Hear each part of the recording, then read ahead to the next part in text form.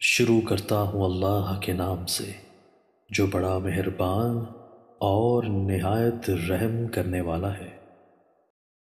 حضرت عمر بن میمون عودی سے مروی ہے کہ رسول اللہ صلی اللہ علیہ وآلہ وسلم نے ایک شخص کو نصیحت کرتے ہوئے ارشاد فرمایا، 5 حالتوں کو دوسری 5 حالتوں کے آنے سے پہلے غنیمت جانو اور ان سے جو فائدہ اٹھانا چاہیے وہ اٹھا لو۔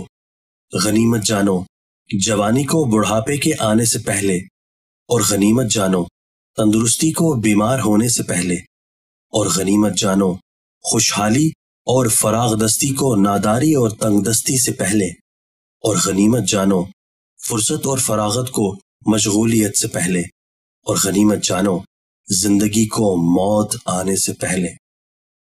تشریح: مطلب یہ ہے کہ انسان کے حالات ہمیشہ یکساں نہیں رہتے، اس لیے اس کو چاہیے کہ جب اللہ تعالیٰ اسے کچھ عمل کرنے کے قابل اچھی اور اطمینان کی حالت نصیب فرمائے تو اس کو غنیمت اور پروردگار کی طرف سے ملی ہوئی نعمت سمجھے، اور اللہ کی رضا اور آخرت میں کامیابی حاصل کرنے کے لیے جو کچھ کر سکتا ہو اس وقت کر لے۔ کیا خبر ہے کہ آئندہ کر سکنے کے قابل رہے گا یا نہیں؟ اگر جوانی کی قوت ملی ہوئی ہے تو بڑھاپے کی کمزوریوں اور معذوریوں کے آنے سے پہلے اس سے فائدہ اٹھا لے۔ اگر تندرست و توانا ہے تو بیماری کی مجبوریوں سے پہلے اس سے کام لے لے۔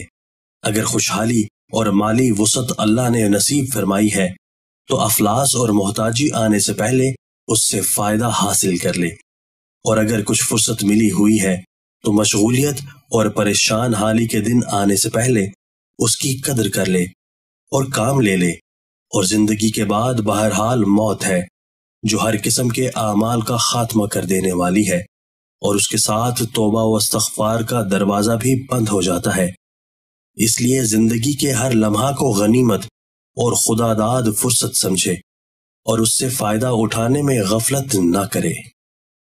دوستو، اللہ تعالی ہمیں ان احادیث مبارکہ پر عمل کرنے اور اپنی زندگیوں کو سنوارنے کی توفیق عطا فرمائے۔